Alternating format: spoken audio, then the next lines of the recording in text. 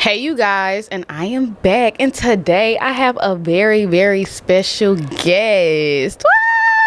Woo! And my special guest, his name is Matthew.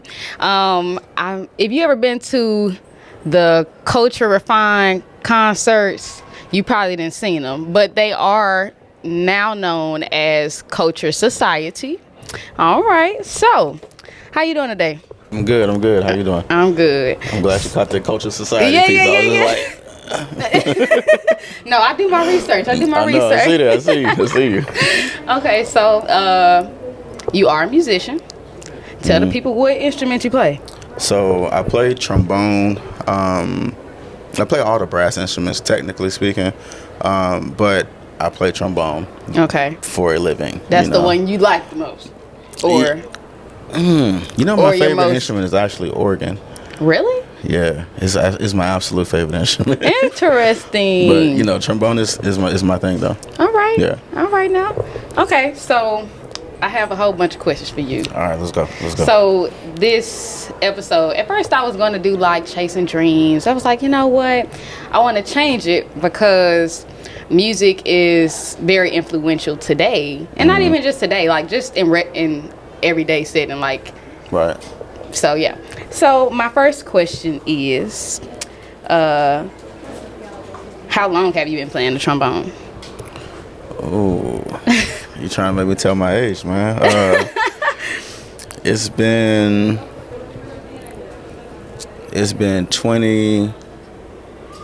22 years? No.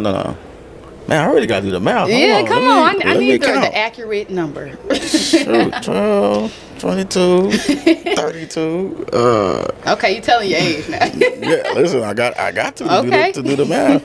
But man, let's just say 25 years plus, man. We just gonna keep it at that. Gonna ride after that, man.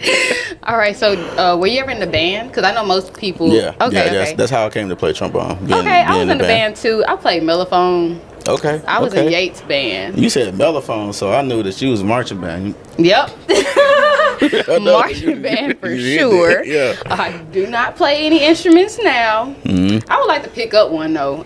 Maybe piano or guitar. I don't think I would do like an actual brass instrument. Yeah, because it's again. real tough on your mouth. You got, Okay, so I do want to talk about the Culture Society. Mm-hmm. So, what role do you play in this? Because it seems like you orchestrate the band and all of that. So, yeah, tell us a little bit more. So, my role is conductor, arranger, composer. I'm the music person. I'm the music guy. You know what I mean? Like, however you want to say it. On the day of the gig, I'm the music director. I'm also conducting, and I'm also a performer as well. So I'm doing a lot of things at once. But it's just all inclusive title, just music director. It's Okay. fine, So, because you do all of those things, how do you schedule that out?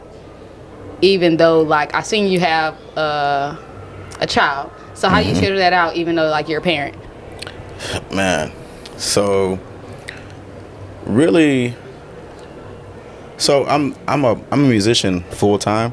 So like while everyone else kind of like goes off and goes to work every day and they'll go to the different jobs and punches in, I do that, So that's what my days are spent doing mostly. That's what my nights are spent doing, just depending on how long it takes me to write the show.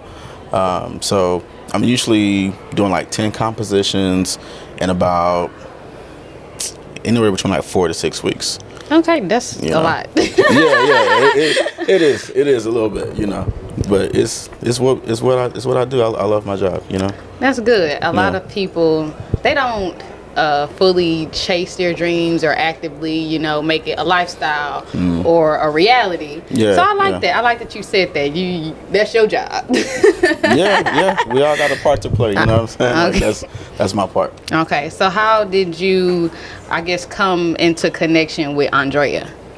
Okay, so, man, I don't even know if I want to. I ain't gonna tell the full story. Okay, great. Because the real deep story is mind blowing. Okay. But long story short, I saw this black woman on Instagram putting on events in Houston that didn't look like they were in Houston. And I was just like, wait, that looked like a New York thing, because that's where I just came back from. You know what I'm saying? I'm like, this don't even look like Houston. What is this? And I was like, yo, who is this chick taking over the city? Like, she's throwing dope events. Yeah. And I was like, the concept, look at everything is like consistently. I literally was just watching her work for a little bit. Okay. And so one day I commented, and I literally said, who is this black woman taking over Houston? And she hit me in my inbox, and she was like, hey, I see you doing whatever. And I was like, yeah, man, like at some point, we're supposed to work together, you know what I'm saying? And so we ended up meeting we met at an event, but not really, because I'd only seen her online. I didn't know what she really looked like in real life, and I actually opened the door for her at a venue, and she walked right by. And so later on online, I remember the dress. I was like, that was you. Crazy. So we ended up meeting. I think she came to the Gumbo Jam or something like that, and we hung out, chopped it up, threw some ideas out there. A couple of months later, she was like, hey, can you do... I think, what was the first show? I was just gonna ask, what was the first show? Man, I want to say the Cash Money show was the first show. So did y'all start this last year or this year? December 2022. Okay. Yeah, that was the first one, and then we ran all January, once a month, all the way through 2023, 2024. We were going once a month, and then kind of started separating a little bit, doing different things. And so, it's been a little bit now. All right. This December will be 2 years, man. That's good. Okay, so I've been to the Drake concert was the first one I went to. Yeah. If y'all know me, the More Like Pod, see where that came from. So I'm like a big Drake fan. So I tried to get my friends to go. People don't be wanting to go. They think it's something else than what it really is. Yeah. So I'm like, you know what, let me try this out. I like music, I sing, but y'all don't take it serious. But I'm definitely a person who loves music. So I'm like, let me go. Then I like art. I'm like, okay, y'all got a little something going on here. So got a little something. because I got something going on here. So I had went to, y'all had it at Sandman Studios, the Drake concert. And they had some nice art out there, and I ended up meeting the dude who did like the acrylic all of Drake's album covers. I met him at a whole different event. About that, yeah. I met him at a whole different 420 event. And I'm looking at the painting, and I'm like, bro, I haven't seen this painting before. So I said, I've seen this same painting at Culture Refined concerts. He's like, I painted this. I said, oh, wow, ain't that crazy? Yeah. Small world. So I was like, okay, they doing something. Right, for sure. But I feel like y'all put on a great show. Like, it leaves people, okay, I'm gonna come back to the next one. I done been to 2 already, and I'm going to the future one this month. Yeah, thank you. That's the big one. I'm listening to stuff on the way here. I pull up in the parking lot, jamming Free Codes by Master P, right? Okay. Old school stuff. I was like, man, they probably think Grandpa, OG Grandpa pulling up to my Free Codes. For real. But I mean, and that's low key a drop for one of the things that we're doing for the future concert. I'm digging in the crates on this one. Like, I'm going through samples, like where the stuff came from originally, all of that stuff. Okay, so I'm putting it together. Yeah, man, I'm putting the work in, man. You got to put the product together. So, I have seen that y'all have a new Instagram page. Yeah. Let them know what Instagram page they need to go to, because if they don't know, they need to know. All right. Hold on. Let me see if I can remember. Get it right. Because I'm about to have to dig in my pocket. It is. No, you good. If you got to dig in your pocket, dig in your pocket. We need the right information on here. Let's get it right. For Andrea actually watches it and be like, you didn't remember that?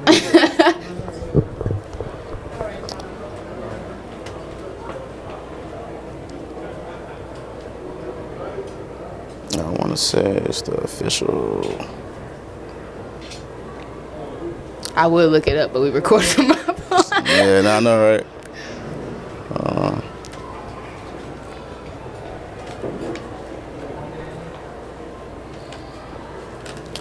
Yeah, I hate rebranding. Okay, there we go. All right. The official Culture Society. The Boom. official Culture Society. Boom. So yeah, Boom. y'all need to go follow that page because I tried to invite somebody to the future one. So I'm explaining like how the vibe go. I'm like, okay, let me send pictures and videos so you Yeah. get an idea. It's like, that's not my vibe. I was like, all right, but I'm still go. I ain't worried about you, boo. I'm gonna go. So, Yeah. what made you want to be a musician? Like, who really inspired you? I was really inspired by the game itself. Okay.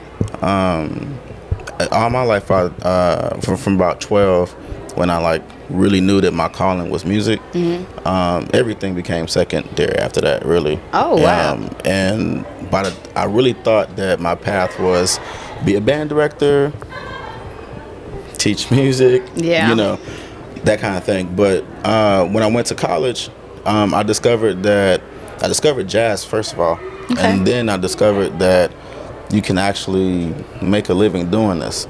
So I was a man. It's like anybody else getting like hooked on, like, man, I can make this kind of money now, kind of thing, right? It's really the same thing that I'm thinking about it because I'm like 19 years old, making $600 a week as a musician. Stop What? At 19, when I was 19, playing. Yeah. like I was making more than my mama. $600 You know a what I'm lot. saying? I was like, what? Just for like being in high school, $600 a lot. You ain't got no bills. You ain't got no Yeah. responsibilities. Yeah, I was definitely in college. I was definitely in college at 19. but no, for real, like, I mean, my scholarship paid for me to be in school, you know, so I didn't have like true bills in that nature, you know what I'm saying? So I'm like, this is it. Like, Yeah. what? It's like you telling a young guy, you know, a young athlete, you can go pro now. Right. It's like, oh man, you know, I really think I kind of jumped in early, but I didn't know anything else, you know, and so ever since then, it's like, this is all I've known, you know, so this is where my greatest successes and failures are, right here, because this is the arena I know, you know. Yeah. Okay. So have you ever tried to like be a music teacher or anything? Yeah, I can confidently on my resume put like 20 plus years teaching experience because Oh, you know, really? as an artist, yeah, man, we go in and teach. My first job actually when I was 16 was as I was a violin like assistant teacher to a violin instructor. Okay. So I did that, but I mean, you know, like I said, I thought that I was going to be a music educator. So all of my jobs were that. It was like band director here, music teacher here, private lesson teacher here, that, you know, that kind of thing. So yeah, definitely did it. So what swayed you away from that? Only thing pulls me away from it is the main thing, you know, like the performance part. Like I literally have a performance degree. I was like, that sounds like some real made up type shit, but like a music performance degree, you know. So, Okay.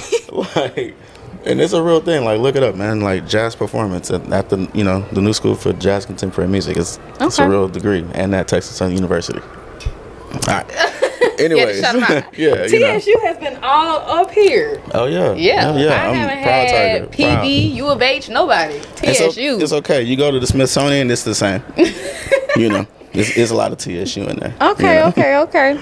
So you have been a musician for a very long time. So how many bands have you been in?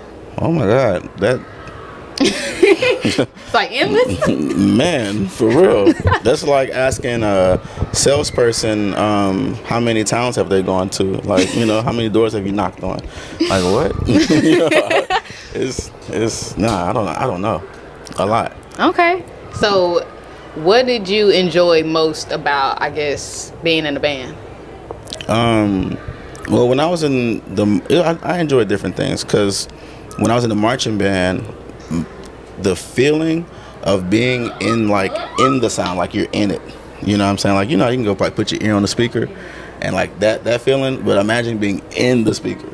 You know, like that feeling is amazing. So I got hooked on that in college, right? And well, in high school, really, but my college hooked me then. You know, so but as far as like classical music is concerned, like I was super heavy in classical music. And with that, my biggest get off was being the best. Okay. Like I've always been competitive, you know. Like I was an athlete, you know, until high school, and I had to make some decisions, you know. But like I'm competitive, so like I like being the best. And when I'm sitting down, even though like some songs that I don't even like to write, the thing that drives me to write that song is that like no one else is gonna write a better version. That's the only thing that'll drive me. Like if I'm really not feeling it, it's like, nah, bro, you ain't finna, like, nobody finna do better than this. I know that's right. So that drives my competitive side. You know, when it comes to jazz, it's the feeling. You know, it's the feeling of being able to express yourself exactly how you want to and like release that. You know what I'm saying? Like, and it takes such a high, it's also like a pride thing too, because it takes such a high level of musicianship to be able to play the music. You know, so to be able to play that successfully also kind of hits my competitive, you know make side. You feel good, like I'm like that. Right, it's an ego stroke, yeah, for sure. Okay, so music is very influential. So what about music? No, pause. I got a different question. Do you believe lyrics or melody is a greater impact? Which one? You mean like melody, meaning like music, like the music behind it? Well, a song, you know, the songwriting world says that a song is 50% voice, 50% instrument, you know, and they do have to work together. Like really great songs are exactly that. Like the artists that you love, like that you be like singing their songs all the time, if you take the music away, their vocals are like super rich. They're doing a lot. They're really working. Like, and I mean, they're working harder now than they used to work back in the day, to be honest with you. Like, you could go in the studio and you lay your one track down, right? You may have to do it a bunch of times, right? But you lay your one track down, you have your ad-lib track, then you have like a vamp, like, you know, do some more ad-libs on that end, and that was the vocal work, right? The music was doing a lot of the heavy lifting, right? But you listen to artists now, the amount of layers that they're laying, like it's layers. It's man, you know, the harmonies are crazy. Like they're going through doing ad libs, then they got to go through back and do other weird stuff just with their voice to make it, because the track thing is minimal now. You know, it's like a minimal approach. So you just give them like a little foundation and you give them a dope beat and let their voice build the whole thing. Like I think Smino is probably my favorite, and he's my favorite because like, man, he's doing everything on that. Like, yeah, he an instrument. For real. So like, I mean, I got to give artists that credit, man. Like they're a lot more musical, I think, now than, you know, maybe before, because everybody else is doing it all themselves now. They playing the instrument. They, you know, anybody paying for all of that stuff no more. You know? Okay. So, do you believe music has the power to heal? I believe that. Well, to say it in short, yes. Right? But you have to believe that it makes you heal. You know what I'm saying? Yeah. Like science calls it the placebo effect. You know, the Bible calls it basically like whatever comes out of your mouth has to happen. You know, so it's just all faith. Like anytime Christ ever healed anybody, he always said, "Your faith made you whole." Like you, your faith that your faith you believe. Like, you know, and so we're built that way to whatever we believe happens. You know what I'm saying? So to that effect, like, if you believe that music is that thing, then it is. Okay. You know, wholeheartedly, and it's a real thing. Like, it's scientific. So Okay.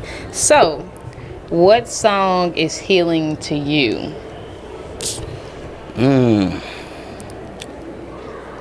So there's a song that I used to hear when I was a little kid by Hezekiah Walker, and I don't know if it's called "Calling My Name" or whatever, but it's the "How many times do I go against your will? Then you forgive me?" That whole thing, right? Now, I used to hear that song a lot when I was a kid, and I used to really like that song, like, right? When I became an adult, Play it off the record. man, listen, I can't take it. If that song come on, it's like my allergies about to act up. Give me a tissue now, because it's not like, go ahead and, put the windows down, let me get some air. Like, I can't take it, for real. So, like, crazy. that song, I think, is, yeah. Okay. It's that for me. That's interesting. I'm gonna have to go search yourself when I leave here. Oh yeah, man, it's old school. It has a Kyle Walker, man. They got the different color, cross color movement. They got the, what I'm saying, different color blazers on and stuff. Yeah. Okay, so what album or song made you fall in love with music? There's a few. Okay, you can name them. Outkast, Stankonia. Okay. No, it was the Aquemini record. Which one? Aquemini was first. It was the Aquemini record. Yeah.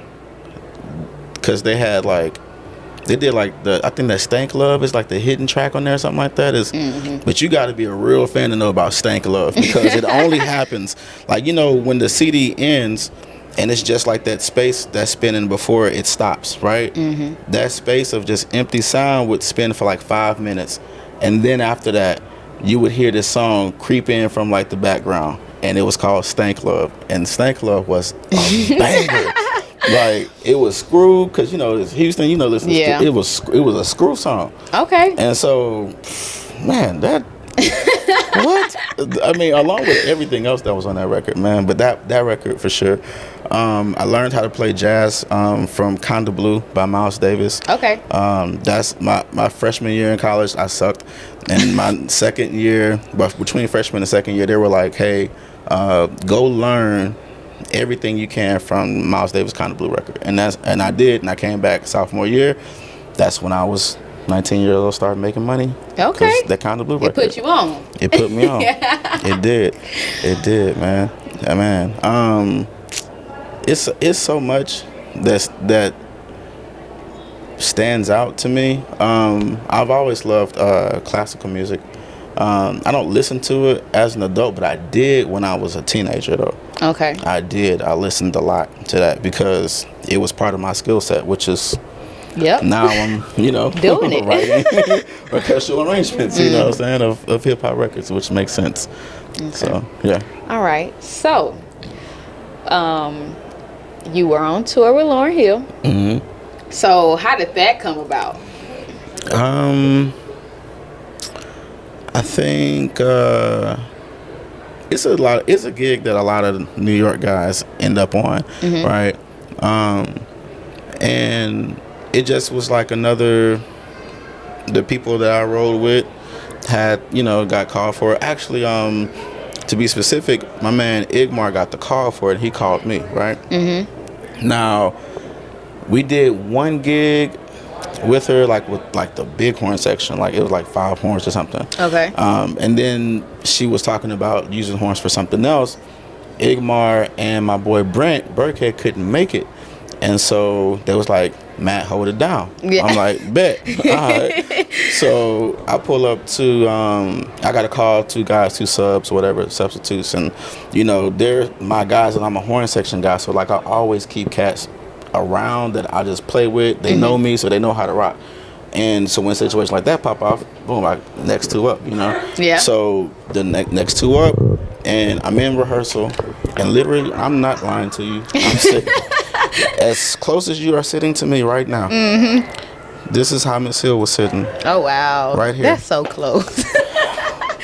How did you keep your composure? I could not keep my composure. Man, You listen, was screaming in the inside. I was cooler than I am with these shades on. I promise you. I promise you. But like I had my guys on each side of me. You know, I was probably like maybe like one more foot away because I could play without being worried about like hitting or nothing like that.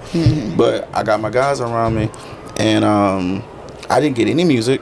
No one sent anything. They were just like, we got rehearsal. All right, cool. First of all, we get there and we sit there for a couple hours, right? And then finally, oh, she's about to come, so let's go ahead and play. Okay. And I'm like, okay, I don't know nothing. I'm new here. I'm asking, hey, is there some music I can learn? Like, everybody is so chill. And she gets in and she's like, all right, let's run this. And I was just like, oh man. So I was like, all right, cool.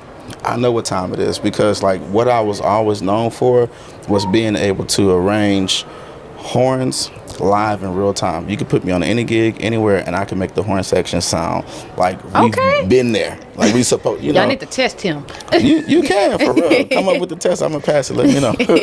But like that's what I really trained on, like for real. That's what I specialized in. So it's like all right, it's go time. You know, so music kicks off. I'm literally making up every single thing. I'm telling my guys, hey, I said, yo, next time they come, listen, all right, cool. We hit it together. Boom, boom, and then she's like, ooh. Like, it sounds like we've been doing that for years. Like I've been knowing y'all.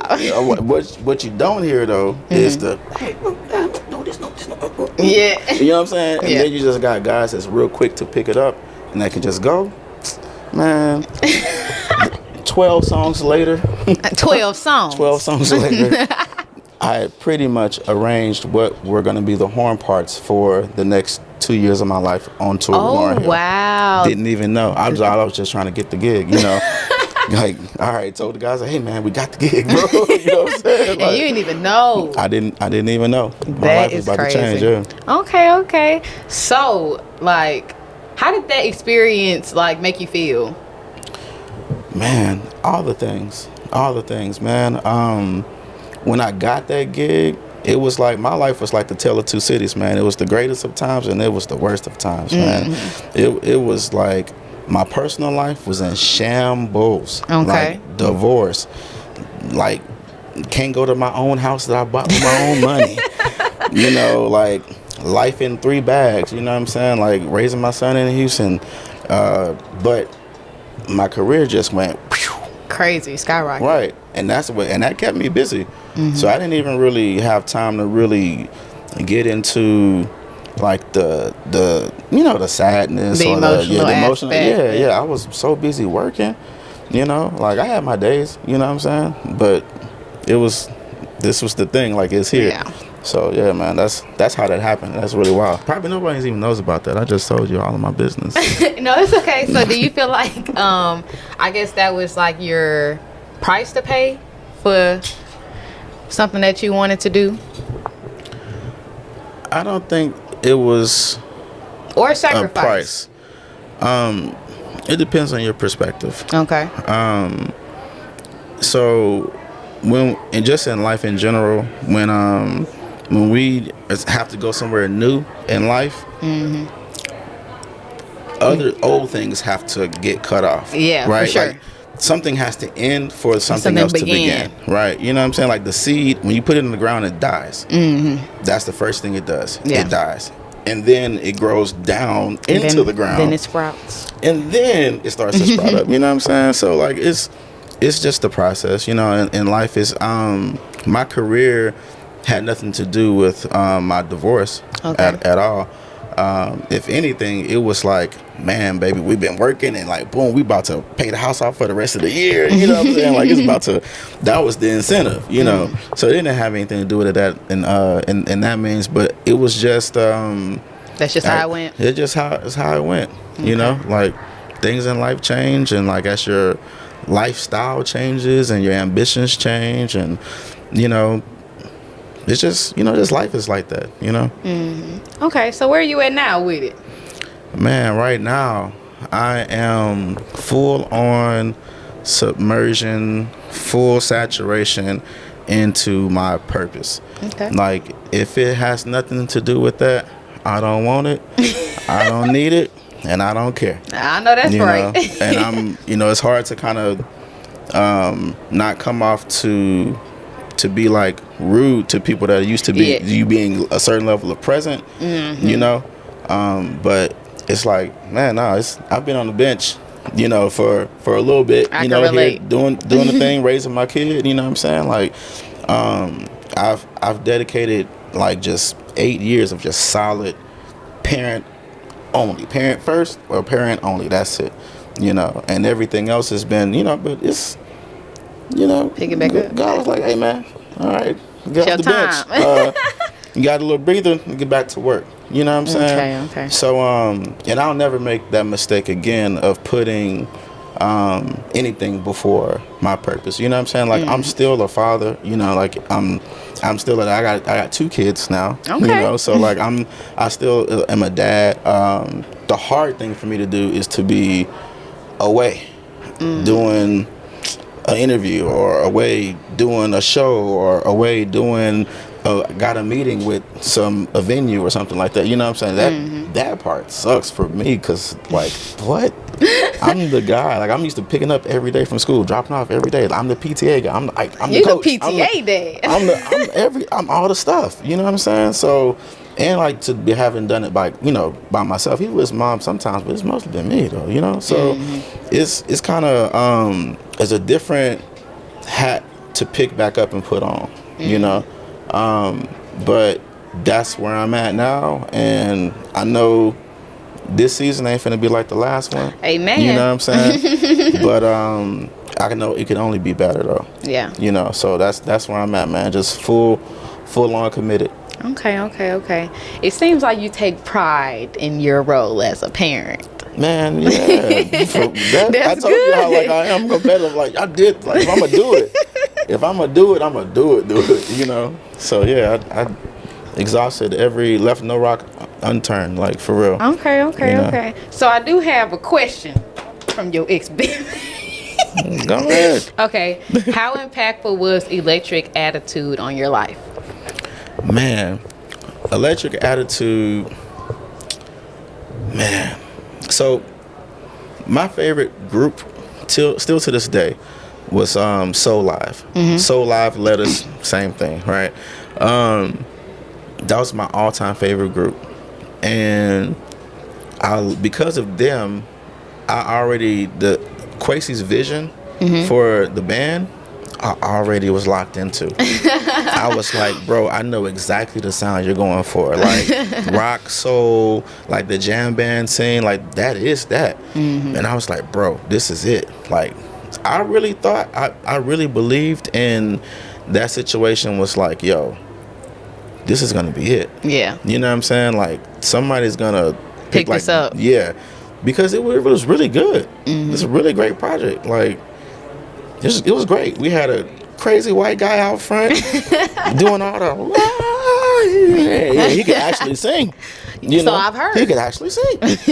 And we had him. We had Quasi with the long locks, Big Brother on the bass. Look, you know what I'm saying? You had the horn section. We over there looking like horn section guys.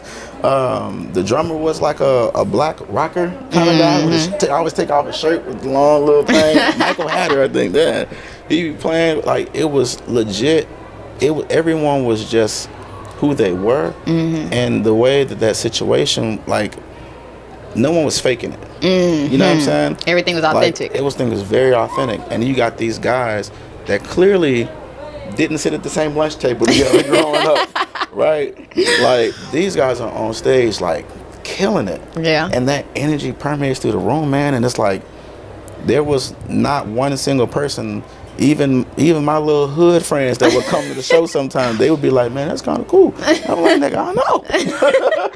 So, that's kind of cool. Like, they, okay. Yeah, you know what I mean? So it was just, it was a beautiful thing, man. And it reflected how I view the world. You know what I'm saying? Like, my church looks like that. You know what I'm saying? Like, the Gumbo Jam looks like that. You know what I'm saying? Like, so that is, it was a good thing. You know what I'm saying? Like it was a great thing. So Quasi, if you ever wanna, hey, hey, he ready. I'm gonna speak for him. He ready for real. But no, it was a great influence, and I had a space where I could play, and I could create. You know, like Quasi trusted me over the horns, and you know, I did my very best job. You know, and so yeah, it was one of the first places that I kind of had autonomy as a horn section leader, that with a band I was like actually like working and recording and you know what I'm saying, stuff like that. Okay. So yeah, I cut my teeth on a lot of stuff in there. Okay, I like that. Okay, let me see if I got any more questions before I let you out of here. What is Gumbo Jam? I'm sorry. You said it twice, but you was talking and I wanted to ask, but I'm gonna wait till you done. Oh, so the Gumbo Jam is a jam session that I started 9 years ago now. Okay. We had 2 in New York. Moved down here to Houston a few years ago. But yeah, man, it's just like all improvisatory, which means AK we made it up.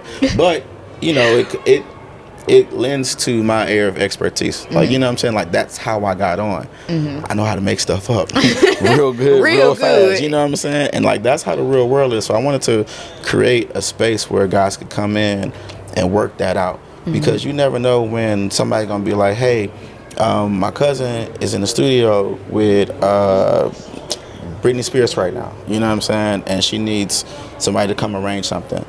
You know, she told me I told her I got a guy. Boom. Now you in the seat, and you got to go. Okay. You know, and so I wanted to be able to create a space to pass on all of the skills that I've accrued over the years to my people that are like, you know, parallel to me, and those ones that are coming up. You know what I'm saying? Okay. So that's what the Gumbo Jam is. We big on community. You know, we big on the message. You know what I'm saying? It's heavy hip hop.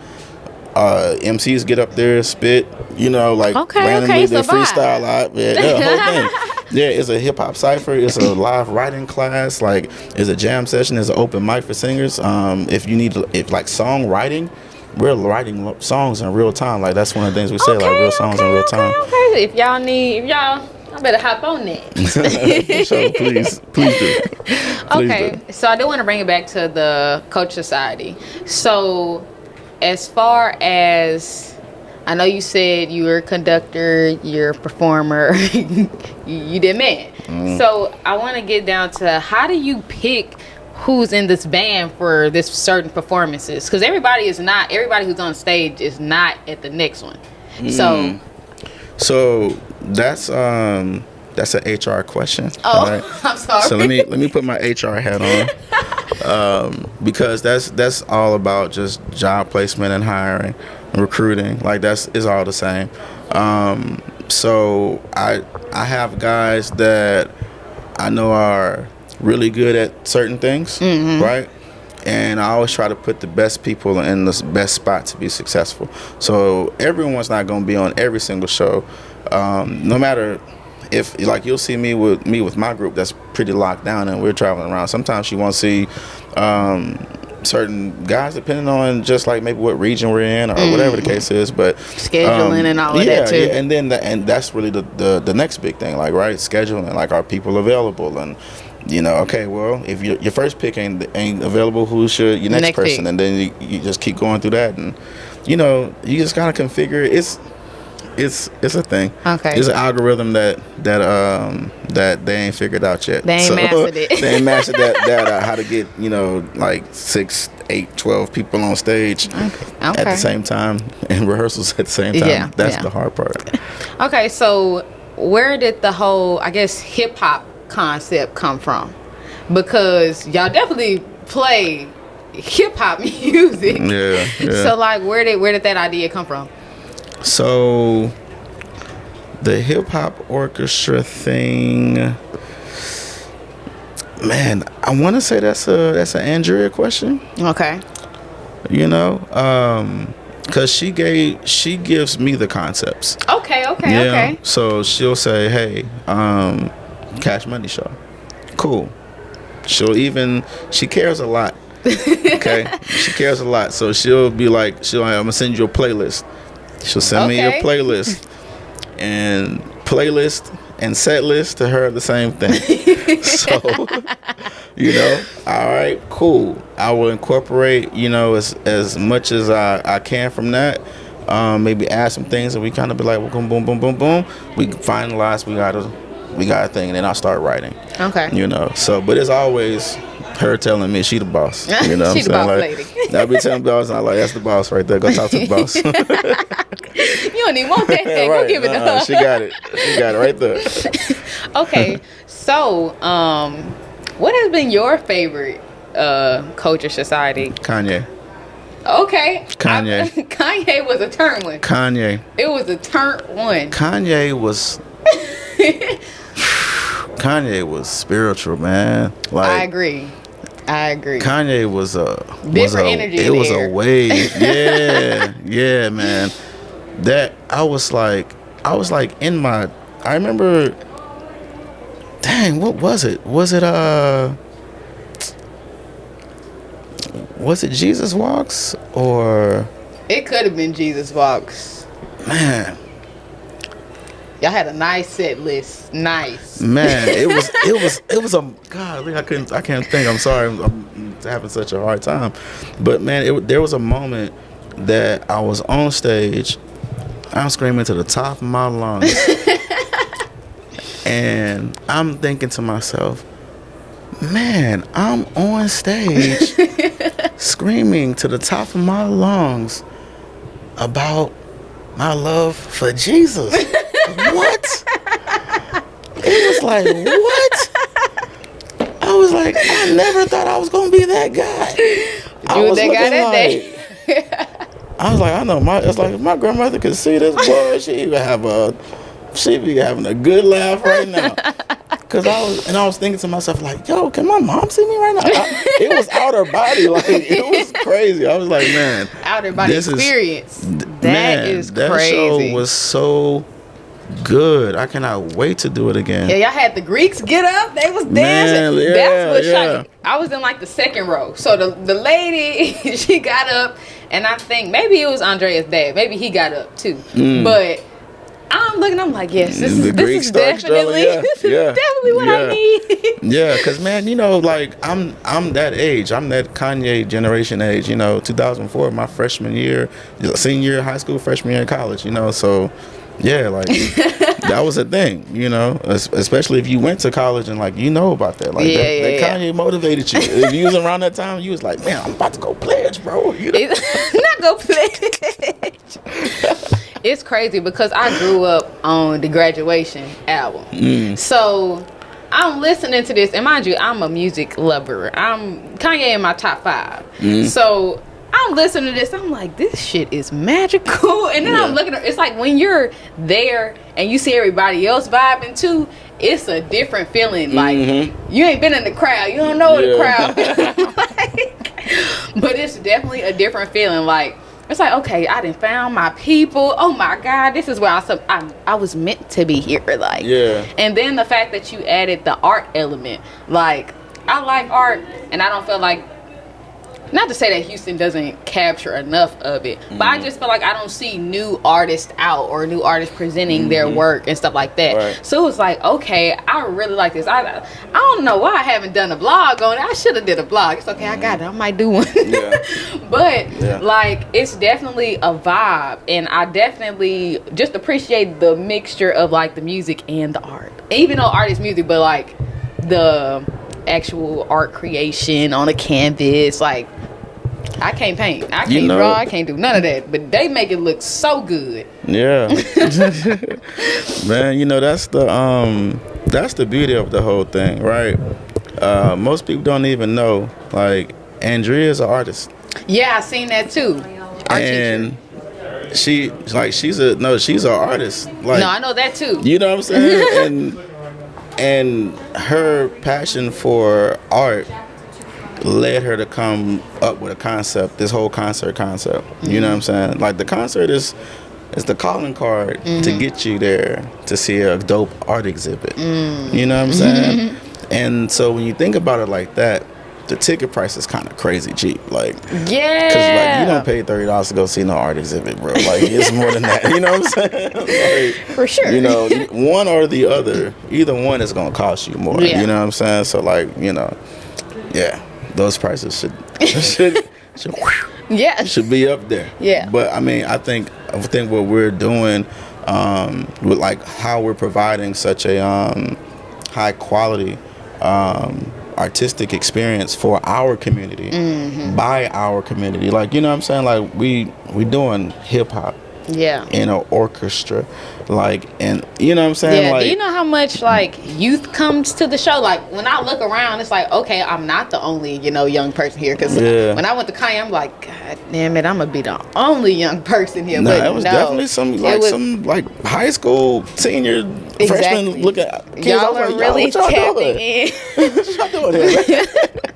See, it's the influence, and I like that y'all are picking like good people to capture that experience. Yeah, so yeah, absolutely. I like that. Okay, so I'm going to end off with my last question. Okay. So if you can give any advice to my viewers, whether it's about, I guess, like your journey through life or you as a musician, what would it be?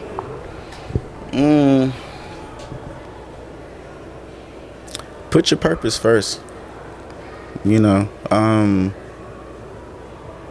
like let your purpose shape your life. Don't try and live your life and stick your purpose in a pouch in your life. Like it don't belong there. It belongs out front. It's the thing. It's why you're here. And if you ain't doing that, you're probably unhappy somewhere and you don't know why. You know what I'm saying? Like for real. Unfulfilled purpose is like the saddest thing. You know, so die empty. Get your purpose. Forget what everybody else got to say about it. All right. I think my advice would be keep showing up for yourself, because the more you show up for yourself, you'll start to see the growth and the results that are going to come. So yeah. All right. Well, see you guys later. Bye. Oh, Peace. pause. Pause. We gonna take bye again? What? I was gonna say bye again. No, we are gonna say bye. But I did want you to shout out where they can find you at on social media. Oh, okay. That's easy. My government name, Matthew Hartnett. MattheWhartnett. That's it. I'm the only black guy on the internet named Matthew Hartnett. It's real easy. And so just type that in, you know, everywhere. All right. Well, bye, you guys. Bye. All right, peace.